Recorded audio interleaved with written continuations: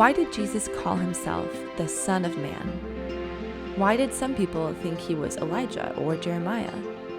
What does the title Christ mean? And why is it that Peter knows who he is and yet denies him? The goal of this podcast is to help people know Jesus through the Bible.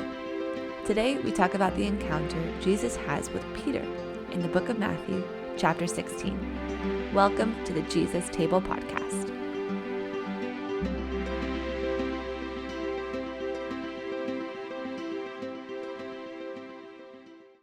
All right, welcome everyone to episode number 6. I am here with Dr. Nick Venditti. My name is Elliot Reyna. Well, not exactly here. He's over there in Iowa, Des Moines. I'm over here in the Dallas-Fort Worth area, but we are connected through technology. We've been looking at different encounters that people have had with Jesus in the New Testament and kind of looking a little deeper what we can learn about Jesus. And today's is kind of interesting because this is the first person that I think we've talked about that actually had a relationship with Jesus. This isn't his first encounter with him, but it is a very interesting one. And anyway, why don't you tell us more about that, Doc?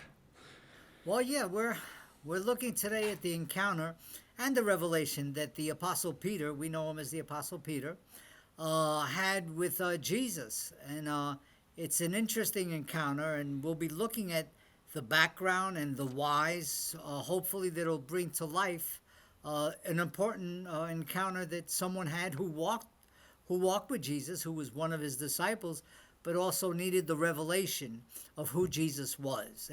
And I think, you know, all these series that we've done, it's people having encounters with Jesus.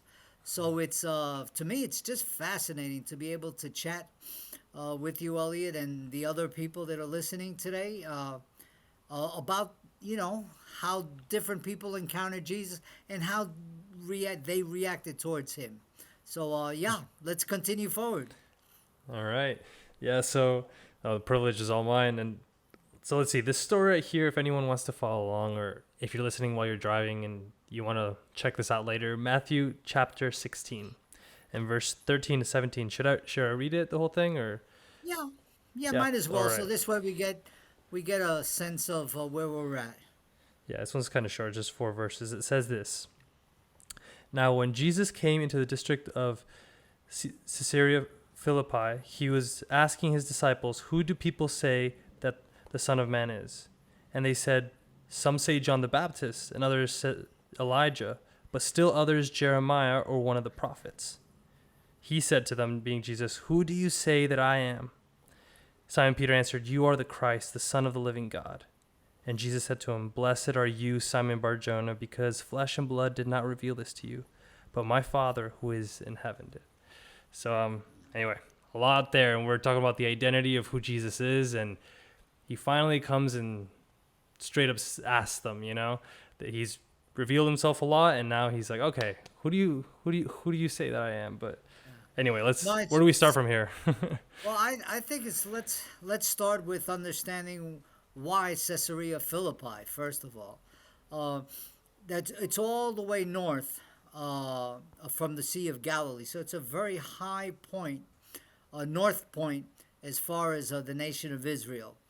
But apart from that, it has a very, very interesting history behind it.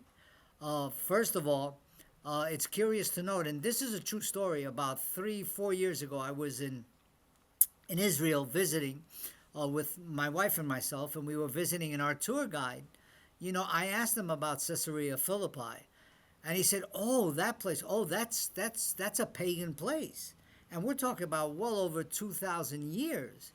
So I asked him a little more. I knew somewhat of the background, but see over there, the reason why he said that was because for many years, we're talking even at the time of Jesus, even before, there's a cave there, and you can visit that cave today. And the Canaanites and the non-Jews, they believed that was sort of like a place between heaven and earth, and also that the god Pan had sort of, that was his place or his hangout, to say it in a certain way. And, it was a place between let's say, the underworld, what they believed was the underworld, and the actual world that we live in. So it was very well known place, and also it had a temple there. And when if you believe in spiritual warfare, I mean, it's very significant that Jesus would take them there, and this declaration would be said there. In other words, we see how Jesus is the Son of Man and the Son of the living God, and the implications of all those titles, but that would be the place where it was declared. And Matthew would let us know about that. So I just find that so interesting for us to realize, it wasn't just, well, they were hanging out and maybe where. I mean, I think there was a lot of intentionality behind this, and it's fascinating to realize this. Yeah. Yeah. And that's the place where Peter declares. But it's curious to also note, I think, first of all, the questions that Jesus asked, "Who do the people say I am?" Like, in other words, people had speculation. And it's pretty much what we've been saying along the lines of everything we've been saying these last podcasts. The identity of Jesus. Who is Jesus?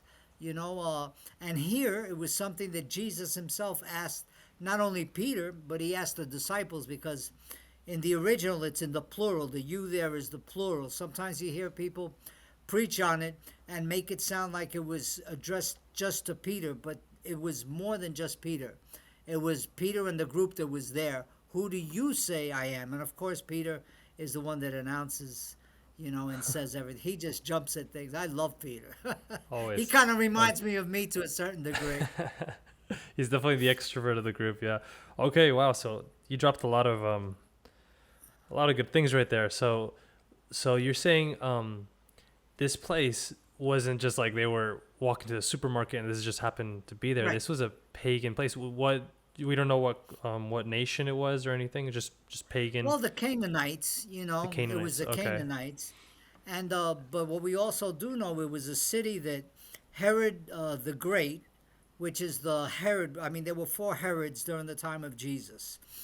But Herod the Great was the one that did all the buildings, and also was the one that was reigning when Jesus was born. So he had dedicated this, when you hear Caesarea Philippi, he dedicated this city to the Caesar of that time.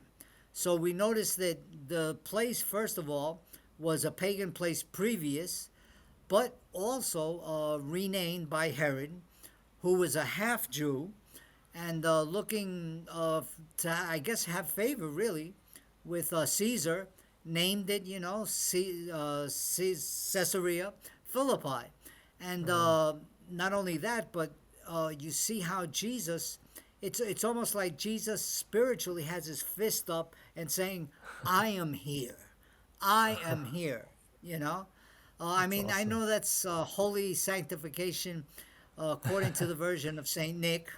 But I think this is an underlying issue, because there is a very big spiritual dimension there happening at the same time in the declaration.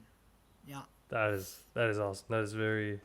That changes the whole dynamic of this. This isn't just a conversation they had. This is a proclamation against any other idol, any enemy of God, Exactly. Thinking back to Psalm 100, I'll put all the enemies under my feet, and this is Jesus doing that. That's really cool. Exactly. All right.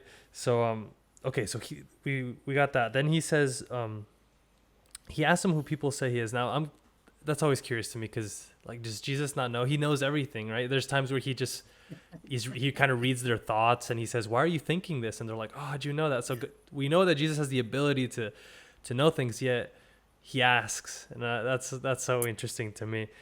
But when he says I think, yeah. No, continue. Well, I was gonna say, like, he says, "Who do people say the Son of Man is?" And I was gonna ask about that title, because it's always been a funny one to me. Son of God, I can. Yeah. Well, we'll get to that in a second. I get within the big picture, but Son of Man has always been interesting to me.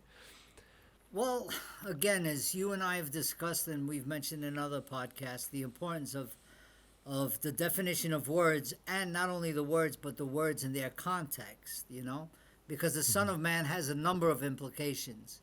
It really is a phrase that's used very much in in the Old Testament, and you see that in the prophet, not Elijah. Oh gosh, I think it's in Daniel, right? Now that you say it, or no? well, Daniel also. Daniel uses it. Yeah, Daniel uses it in the sense of the Messiah in chapter 7. Okay.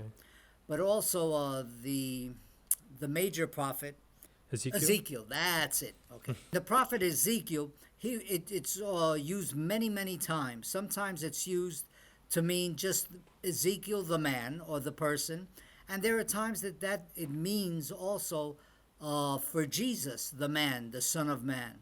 But as a title, it was also in Daniel chapter 7, which was, if we look at the Old Testament, which was where the Son of Man would be coming or was in the presence of the Ancient of Days. And the Son of Man was coming, and it's the Messiah. It sort of prophesizes the Messiah. Well, Jesus was never called by anyone Son of Man. At least the Gospels don't record that. But Jesus referred to himself as the Son of Man. By him doing this, there were times that he was saying that he was a human being. But there were other times that he was using it in the sense of, I'm the Messiah. And the public would pick up on this also. So when he has this little dialogue and says, who do people say that is the Son of Man? He's asking Peter, and the disciples, who do the people think I am? Just a normal guy? And that's why I think there's also a reference to the different prophets, because obviously the Jews knew and understood and believed in prophets. And since they knew that the prophet spoke for God, they were wondering, maybe, Jeremiah, maybe one of the other prophets, who is this guy? Just Yeah. very, very interesting the way Jesus asked all these questions. And, I think Jesus also did this in part, was for Peter and his disciples, sort of, hey guys, I want you to really get who I am. So That's very interesting. So it's almost like within the question itself, he's given the answer, Who do they say the Right. Son of Man is? But anyone who would have known the Old Testament well enough would know that he's saying he is this promised one, right? That is exactly. that is awesome. It sort of looks like a play on words, but there's a Uh-huh. lot to it. Yeah. Yeah. And then why would some people think that they were prophets? Like I know Elijah, if I'm not mistaken, was kind of promised that he would come back, right? And people were expecting Correct. this Elijah, but I had never heard of Jeremiah or the other prophets. Well, Jeremiah Like, had prophecies also. Well, Jeremiah, of course, he wrote the book of Jeremiah, right, and Lamentations. But he had prophecies also. Remember, he's the one that helped, that was present when the temple fell, and the Yeah. invasion but by was he Babylon. promised that he was going to return? Is what I mean, because I know Elijah was. There's this part where it says that he would return, but Jeremiah was Right. also that. I think it's included more in the sense that he was a prophet and speaking for God. Okay. And the Jews believed, I mean, the majority, of course, there was a great diversity of opinions regarding the Jews themselves, as far as the scriptures. But in general, they thought the prophet spoke for God. And the scriptures, the New Testament tells us very clearly that the people saw that Jesus had authority, not like the scribes and the Pharisees, and that he had authority and he spoke for God. So I think all of that is sort of blended in and mixed in there. And Jesus is Gotcha. trying to clarify all of that for his disciples and, of course, others. Nice. Yeah, which is curious. It makes it so much more. Well, it gives more evidence of Jesus had to have been who he said he was, because people, if he was just crazy, how would people say, no, this guy is really speaking on behalf of God? Yeah. And then they recognize this voice of God through him, and then when he claims to be the Son of God, even a couple of verses later, then it must be true. This is someone that, what is that old apologetic way Yeah. of saying it? Either he was crazy Apolo- or he He couldn't Yeah. have been a good teacher. He was crazy, or he was demonic, basically, but because he wanted to confuse Right. people, or he actually was who he says he was, and everyone around I is think this, recognizing. yeah, Yeah. this passage is very clear in that sense, because Jesus asked first of all what the people think. Then he asked again the disciples, and Peter's the one that answers. But as we mentioned before, it's in the plural, so Jesus wasn't speaking to just Peter. And he asks, "Who do you think?" So he narrows it down from, let's say, the people in general, you know, to his disciples. What do you think? You know, and of course, Peter is the one, the spokesperson, and he says, "Hey, we believe you're the Son of the Living God," recognizing that Jesus was truly the Messiah that was promised. But I think even more fascinating, when we look at this text, is when Jesus validates who he really is. He doesn't say, "Hey, I say." He says, "The Father does." And I find that so wonderful because of the fact that, and Jesus has done this a number of times in the different Gospels, but he doesn't validate or brag on himself. "Hey, I'm Jesus, the Messiah. Everybody come and look at me." He says, "God, I'm, in the Gospel of John, it says he was sent by the Father. But here he's saying, the God the Father, I have come from him. He's the one that has approved me, Yeah. And I just find that so, that we can trust in who Jesus is. And I think Yeah. that validating is something that Jesus not only let Peter know, but that we can say, "Wow, Jesus really was." To answer your question, Elliot, was he a madman? Was he a prophet? Was he a teacher? He was more than all of that. He was the Son of the living God. He was the promised Messiah. And he says, if in the Gospel of John, Jesus says, "If you don't believe me and my works, believe my Father who sent me." Yeah. So there's a lot of things to validate that Jesus was really who he said he was. Yeah, he wasn't claiming on his own authority, like you said, but he Right. goes even a step further from, you said, the Father is the one who revealed this to you. He says, "My Father." So he confirms what Exactly. I guess Peter is saying. He said, "You're the Christ," meaning Messiah, like you've mentioned before. We got to dive in deeper into that some other podcasts, but Messiah, you're the Messiah and the Son of the living God. And he says, "Yes, my Father has revealed this to you." Which is weird. It's almost like now Peter's being the prophet here, right? He's the one speaking on behalf of God. So that is Yeah, that that's is a good very interesting. observation. Very much so. Yeah. Yeah. Yeah. Yeah. And I guess another question I had, kind of finishing up, I know we're barely touching on a lot of these points, but it's so curious to me that Peter is the one who has this revelation from God, and yet he is the one who later ends up denying him, and that's so Yeah. human of him to think of how many times we can know who God is, we can have a full understanding of him revealed by God himself, and then we're so human that we can so easily deny him, and he obviously ends up coming back and Jesus restores him and all that, but that just seems, that's why I like Peter, I guess. He's so human, like you said, and sometimes he speaks up when in good times like this, in good moments, and then in moments where that are really bad for him. That's very insightful, Elliot, that you share that. Because, it's very easy to sometimes, when you read those passages when he denies Jesus, you sort of pull your hair. Those of us that don't have too much hair, I can't pull too much out, But you just sort of go, "Oh, Peter, how can you do this? How can you deny Jesus? You were with him. You declared."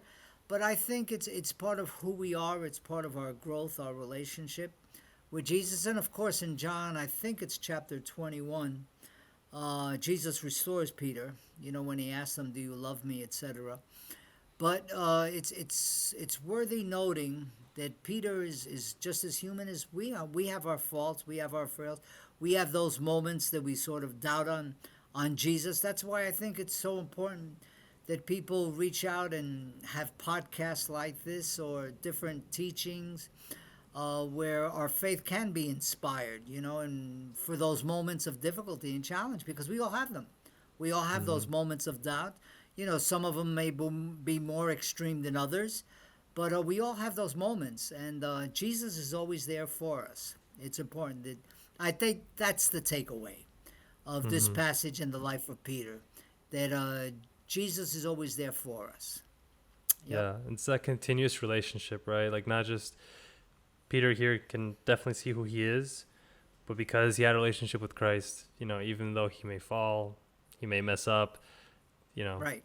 Jesus restores him. And I think that's good news for us. That's very hopeful. Exactly. No, it is. It is, because sometimes we have a view of God, as if God is there with a big stick, big baseball bat, like just waiting for you to mess up and go, boom, here's a home run, knock your head off and send it all the way out to the outfield. No, that's not the God of the Bible. He's just, he's loving, but he's also just. And he's fully just and he's fully loving, and that's something that we need to realize in our walk with him. And I think Peter, especially, it's worthy notice. And I realize we're not talking or focusing on John chapter 21, but it is worth noting the restoration. And the only question that Jesus had for him was, do you love me? It's about loving Jesus, having that relationship with him, and it's worthy. It's really worthwhile following Jesus. No matter where we are, what we do, Jesus is always there. So yeah, and his grace that he was able to even reveal himself to someone so imperfect like Peter, and that gives us hope that we can come to know him a little bit more and more, even through these conversations and reading his word and all of that. So amazing. Exactly. Amazing. Well, I'll tell you, this passage has been rich. It's been really rich. Yeah. And as always, there's more to talk about. I think we'll hopefully get into more stuff later on. But thank you so much, Doc. I learned a lot today. Thank you, everyone, for listening. If you like this podcast, send it to a friend. Share it with someone that you think would enjoy, that was also curious and maybe hungry to know a bit more.